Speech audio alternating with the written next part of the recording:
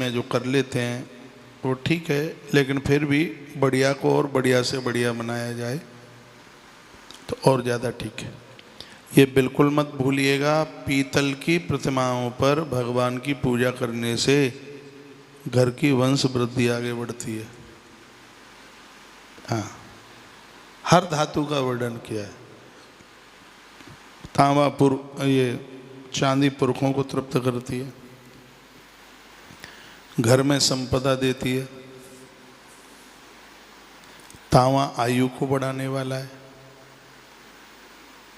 सूर्य भगवान को अर्घ दिया जाता है तांबे के लोटे में, बहुत ज़्यादा गुणकारी है।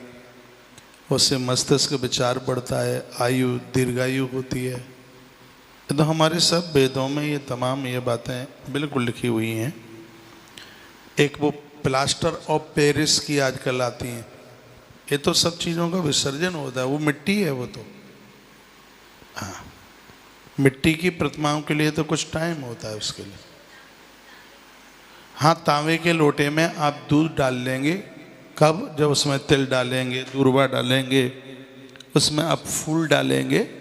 नहीं तो तांबे के लोटे में दूध डालते ही वो पॉइजन का रूप, जहर का रूप धारण कर लेता है। लेकिन उसमें ये चीज़ें आप डाल लेंगे तो उसका प्रभाव खत्म हो जाएगा। कांसे के पात्र में शहद डालते ही वो मदिरा का रूप धारण कर लेता है। कांसे में, कांसे की कटोरी में कभी शहद मत रखना। कांसे की कटोरी में शहद डालते ही मदिरा का रूप। कांसे की कटोरी में किसी को शहद डाल करके दे दिया और उसने वह चाटा तो उसको वैसा ही नशा हो जाएगा। इसलिए कांसे के पात्र में शहद नहीं रखा जाता है। ताम्र पात्र में इतनी चीज़ें आप रख करके उसमें आप गौ माता का कच्चा दूध डालकर और भगवान सूर्य नारायण को आप जल देते हैं तो उसकी बहुत बड़ी महिमा है, अपने आप में उसकी बहुत बड़ी विशेषता है। ज़्यादातर ऐसे मंदिर ज़्यादा प्रभावशाली, तो आज मंदिर की बात कही गई है। पूजा करने वाले का मुंह पूरब की तरफ, भगवान का मुख पश्चिम की तरफ हो तो और ज़्यादा ठीक है, और ज़्यादा बढ़िया है। फिर तो जहाँ घर की जैसी व्यवस्था है वैसा ही होता है। प्रभु से क्षमा मांग लो। अब कोई किराए पे रहता है, बाहर रहता है, वही एक ही मकान है, एक ही कमरा है, और हमने तो कह दिया कि आप शयन कक्ष में भगवान न रखिए, और दूसरे कमरे की व्यवस्था है नहीं, और वो लोग भगवान को मानते हैं और मानना भी चाहिए। तो ऐसी परिस्थितियों में फिर भगवान को वहाँ पर विराजित किया जाता है, स्थापित किया जाता है। मान मर्यादाओं को तो देखा ही जाता है। फिर वहाँ इतनी दिक्कत है तो वहाँ भगवान को, हाँ एक बात है, जहाँ सीढ़ियों पर चढ़ते हैं वो छोटी सी कोठरी रह जाती है, संतों ने भी उसका विरोध किया है। वहाँ भगवान को मत बैठाइए, गोदाम में भगवान को मत बैठाइए, और रसोई में भी भगवान को मत बैठाइए, रसोई में भी मत बैठाइए। हाँ, हाँ? बढ़िया है ना।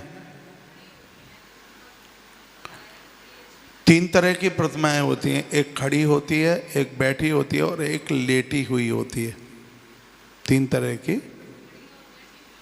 की प्रतिमाएं। अब सुन लीजिए, जो आपके घर में जो खड़ी हुई प्रतिमाएं और लेटी हुई प्रतिमाएं और बैठी हुई प्रतिमाएं, इनका अंतर है। जो खड़ी हुई प्रतिमाएं, ऐसी प्रतिमाएं घर में दुश्मनों का वार नहीं होने देती, दुश्मन का वार नहीं होगा।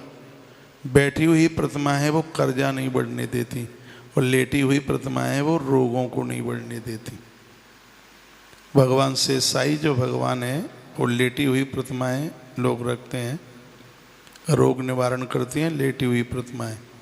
लेटे हुए हनुमान जी रोगों को घुसने नहीं देंगे। जो बैठी हुई प्रतिमा है वो ऋण नहीं बढ़ने देती, कर्जा नहीं बढ़ने देती, और जो खड़ी हुई प्रतिमा है वो दुश्मन को नहीं बढ़ने देती आगे। तीनों तरह की जो प्रतिमाएं अतिवंदनीय हैं, बहुत पूजनीय है, और मुझे विश्वास है कि बातें आपकी जरूर समझ में आ रही होगी।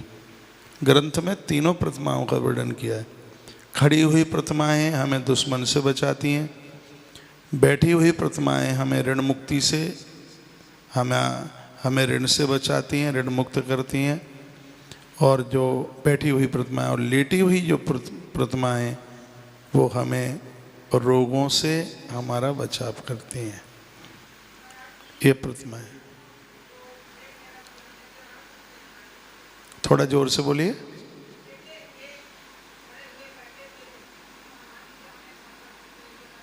ठीक है ना, हमारे पास भी तो खड़े हनुमान जी हैं। हनुमान जी, हम खड़े हनुमान जी की पूजा करते हैं।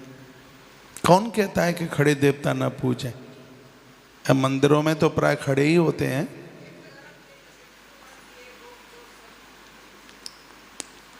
तीनों मैं आपकी भाषा नहीं समझ रहा हूं।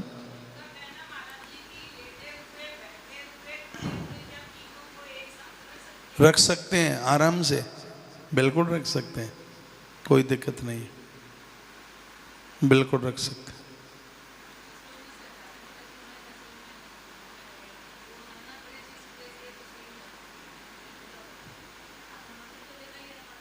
किसी न किसी प्रकार से आप भगवान से जोड़ के रहिएगा, उसका आनंद लाभ तत्काल प्राप्त होता है, देरी नहीं होती।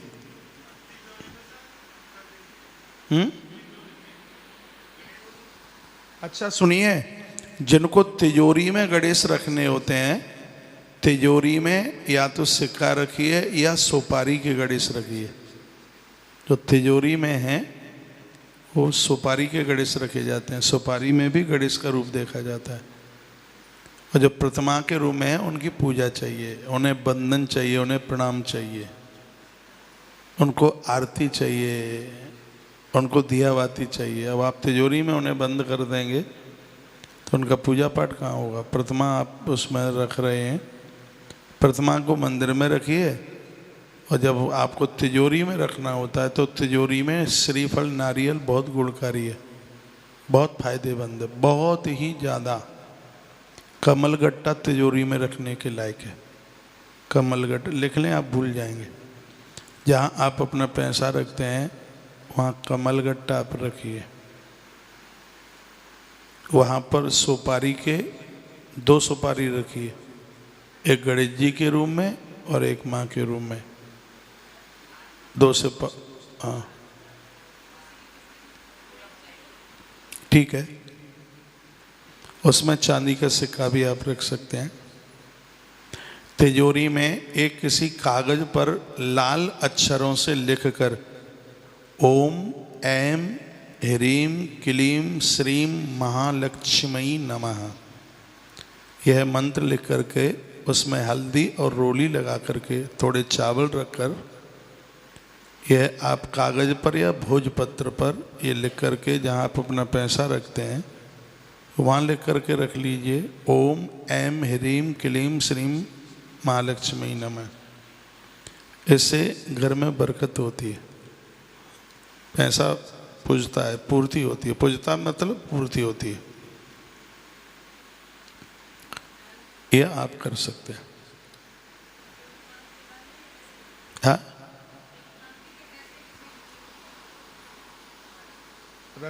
रख लो जहाँ अपना पैसा रखते हो। नारियल भी वहाँ रख सकते हैं, श्रीफल बहुत ज़्यादा शुभ है, ये रख लीजिए तो वहाँ वृद्धि होगी।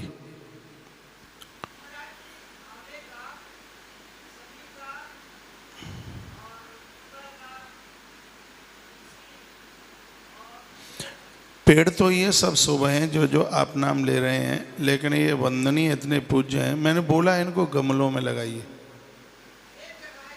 इन वृक्षों को सबको गमले में लगाइए। ये जड़ पकड़ लेंगे, धरती में तो इतने बड़े हो जाएंगे, इतने विशाल हो जाएंगे कि इनकी व्यवस्था को, इनकी सेवा को संभालना मुश्किल हो जाएगा। बाउंड्री के अंदर वैसे ऐसा पेड़ नहीं लगाया जाता जिसके तोड़ने पर उसमें दुग्ध निकलता है। जैसे अकहुआ है, उसको तोड़ोगे तो दूध निकलेगा, मत लगाओ उसको, अंदर बाहर लगाओ। हाँ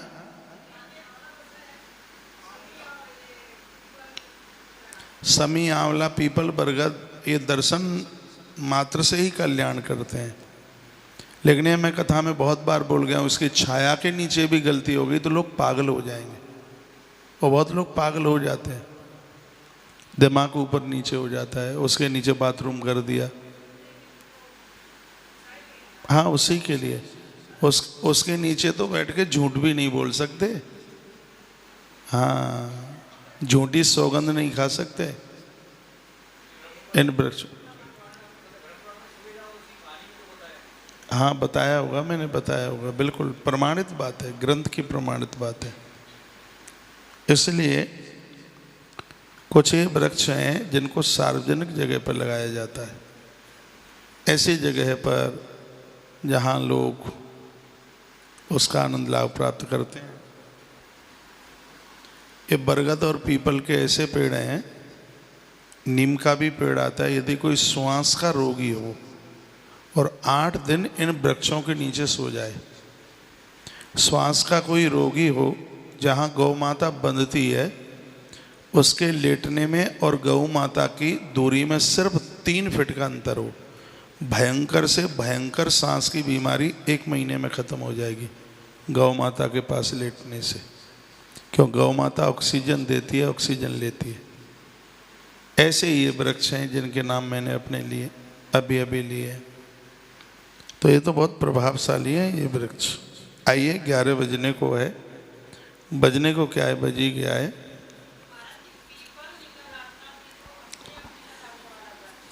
अच्छा देखिए, एक बात हमने और पढ़ ली है, पहले हमें भी नहीं पता। जैसे दीवार में पीपल निकल आया है, उसको आप निकाल देते हैं, उसका कोई दोष नहीं लगता। जमीन में पीपल इतना बड़ा हो गया है, अविवाहित कुंवारी बेटी से, कन्या से, 10 से 11-12 वर्ष तक की बिटिया है, कन्या है, उसके हाथ से वृक्ष निकलवा दो, मंदिर के पुजारी से पेड़ निकलवा दो, किसी संत महापुरुष से, किसी योगी से वृक्ष को निकलवा दो, कोई दोष नहीं लगता। यदि ऐसी जगह पर वह है, कहीं अगल बगल में बाथरूम है, टॉयलेट है, और वहीं वो वृक्ष निकला आया है, तो आप कुंवारी कन्या से उसको निकलवा दीजिए। दीवार पर है, खुद निकाल दीजिए, उसको जलाइए मत, उसको इधर उधर मत फेंकिए, उसको नदी में प्रवाहित कर दीजिए, 1% भी दोष नहीं लगेगा। उस वृक्ष को, पेड़ को निकाल कर आप उसको नदी में प्रवाहित कर दें, उसको जलाएं नहीं। ऐसी जगह ना डालें जहाँ उसके ऊपर किसी के पाँव पड़े। हाँ, यदि कहीं आपको हाथी दिखाई दे जाए, पीपल का वृक्ष निकाल कर, उखाड़ कर आपने उस हाथी को खिला दिया है, तो उसका तो और पुण्य हो गया है। पीपल के पत्ते गज को खिलाने पर उसके पुण्य की महिमा का वर्णन किया गया है। नहीं तो उसको नदी में आप प्रवाहित कर दीजिएगा, नदी में बहा दें आप, तो वहाँ किसी भी प्रकार का कोई दोष लगेगा ही नहीं। बुलबा के बिहारी लाल की जय जय। अब मुझसे डराने वाली तो बातें आती नहीं है, अरे बहुत बड़ी आफत आ गई, राम राम राम राम, आपने पीपल का पेड़ उखाड़ दिया है। ऐसा तो मुझे कहीं लिखा भी नहीं मिला है। हाँ, ये वृक्ष पूजा चाहते हैं, ये बंद नहीं आते, पवित्र हैं। वो पता नहीं कौन से ग्रंथ में था, गणेश जी के ऊपर लग के किसी ने 1 वर्ष तक समी चढ़ा दी, उसकी वाणी सिद्ध हो जाएगी। 1 साल तक समी के पत्ते किसी ने भगवान गणेश के ऊपर चढ़ा दिए, वो मुंह से जो बोलेगा वह हो जाएगा। समी की इतनी बड़ी, अभी पिछले किसी ग्रंथ में कथा निकली थी।